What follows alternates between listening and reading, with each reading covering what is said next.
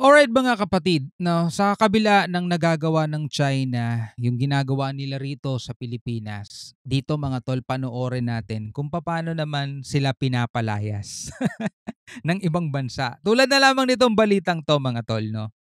Sabi ng Japan na ang Chinese military intelligence gathering plane briefly breached its territory mga tol this morning, prompting its defense ministry to scramble fighter jets. The aircraft flew over the uninhabited Danjo Islands in Nagasaki Prefecture in southern Japan in the East China Sea. So pinasok daw mga tol ng China itong airspace no ng ng Japan. At dito nga mga tol, alam niyo na mga tol kung anong gagawin ng Japan. Well, anyway, bago natin 'to simulan, no.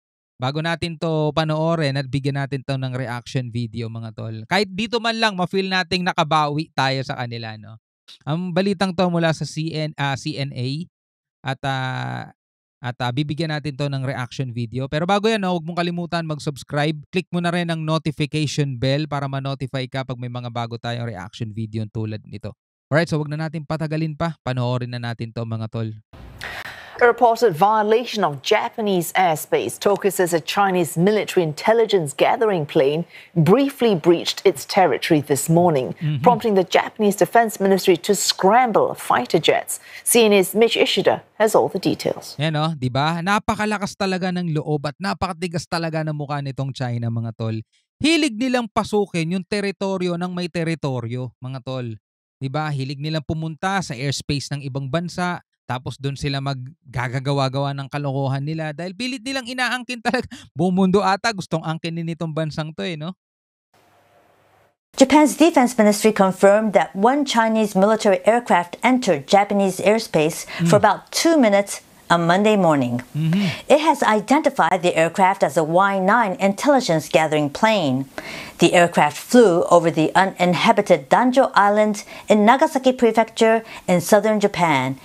So ito pinasok daw ng isang Chinese aircraft no. Itong uninhabited o isang isla na walang namumuhay o walang nakatira mga tol no. Airspace ng Japan 'yan no, pinasok ng China.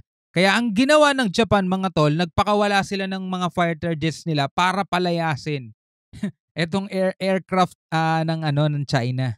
In the East China Sea, Air Self-Defense Force fighters were immediately scrambled to respond, but by that time, the aircraft had left Japanese airspace. Wala na, nakaalis na.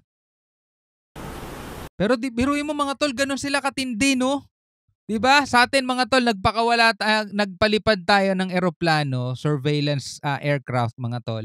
Tapos bilang ang China nagpakawala ng kanilang jet para ipalayasin tayo sa sarili nating airspace. Mismo mga tol sa sarili nating airspace. 'Di ba? Nagpakawala sila ng flare. Dito sa Japan iba. Dumaan lang mga tol yung yung aircraft ng Chinese, pero bastusan 'yan mga tol kasi dadaan ka sa airspace ng ibang bansa mga tol, bastusan 'yon. Oo, bastusan yung mga ganyan mga bagay. Dapat magpaalam ka kasi airspace ng ibang bansa 'yan. Bastusan 'yan, 'di ba? So ang ginawa agad-agad ng Japan mga tol, nagpakawala agad sila ng fighter jets nila kaso hindi na nila inabutan. No, hindi na nila inabutan yung Chinese aircraft mga tol. Nakaalis na daw. The defense ministry says it's the first time a Chinese military aircraft violated Japanese airspace. The first time Chinese military aircraft violated, 'di ba? Japanese airspace kasi bastusan talaga 'yon mga tol. Papasok ka sa teritoryo ng ibang bansa mga tol, magbigay ka ng paalam. 'Di ba? Paalam ka. Ito yung mga tol, hindi nila dali natin dito sa West Philippine Sea, hindi nila kailangan magpaalam kung may daraan na barko dito sa West Philippine Sea kasi high seas yan Hindi naman yan territorial waters. Ang territorial waters natin, yung 12 nautical miles, doon talagang bawal sila pumasok doon. Pero kung nandoon naman sila sa 200 nautical miles natin na exclusive economic zone, pwede. No, pwede silang dumaan doon kahit anong klaseng barko pwedeng dumaan doon nang hindi sila magpapaalam. No need. Kasi hindi naman natin teritoryo 'yon. Pero tayo ang may karapatan doon. Pag ang pinag-uusapan yung mga yamang dagat, lamang dagat na nandoon mga tol, tayo ang may karapatan doon. Eto matindi. Pinapaalis tayo sa sarili nating exclusive economic zone. Tapos yung airspace natin mga tol, ayan, sila ang sumasakop din. Tayo rin mismo ang pinapalayas. Ibang klase rito sa Japan mga tol. Dumaan lang, pero bastusan na. Ulitin natin, bastusan yun. Dumaan, nagpakawala na agad sila ng fighter jet nila para habulin. Though local broadcaster NHK reports previous cases of non-military aircraft flying over disputed islets in the East China Sea, which Japan calls Senkaku and China Diaoyu. The Japanese Foreign Ministry has summoned the Chinese acting ambassador to Japan to lodge a complaint. Michio Ishida, CNA, Tokyo. And China has yet to issue an official comment on this apparent incursion, although China's acting ambassador to Japan says the matter will be reported to Beijing. CNA spoke to Don McLean Gill. He's lecturer at the Department of International Studies at Manila's De La Salle University. So hindi pa sila sumasagot mga tol, no? Hindi pa nagbibigay ng pahayag ang China doon sa kanilang ginawang pagpapalipad sa airspace ng Japan mga tol. He spoke about how this incident could spur Japan to step up to a larger security role in the region. This is, of course, an important development, a critical development with great implications for regional peace and stability, right? And there are several implications and observations that we can pick up from this particular incident, despite being brief. One is that, as we all know, Japan is currently transitioning or having shifts in the level of national politics within Tokyo, right?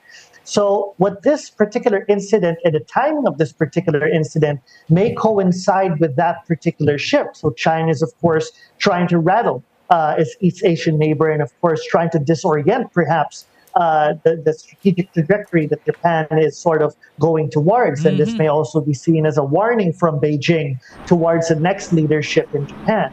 But on the other hand, of course, we have to also note that this is a wake-up call for realization in Tokyo that it must continue to enhance its role as a security provider and a development partner in the greater Indo-Pacific region. And of course, Japan would need to further operationalize its security-driven lens, given, of course, that China's expansionist ambitions are nowhere, are unlikely to be damped or dampened further.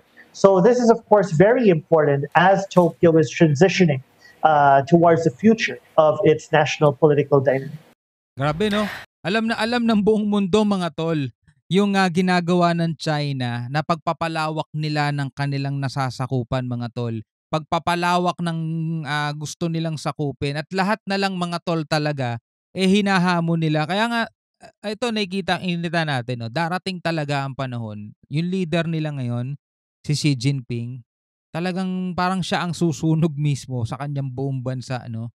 Siya ang magdadala talaga niyan sa kapahamakan, siya ang magdadala niyan talaga sa matinding pagkagunaw. Dahil sa ginagawa nilang masyado silang agresibo, masyadong matigas ang mukha nila sa mga ginagawa nila pagpunta sa mga teritoryo na hindi naman kanila. Hindi lahat tulad ng Pilipinas ha. Hindi lahat tulad ng Pilipinas. Kung sa Pilipinas nyo gagawin yan, di ba? Puro protesta kami rito. Pero sa ibang bansa, mga tol, talagang habulin kayo niyan, di ba? Anyway, bilang isang Pilipino, ano masasabi mo dyan? Comment ka na lang sa ibaba. Hanggang sa muli, ako nga pala si Shobaldi. Peace out.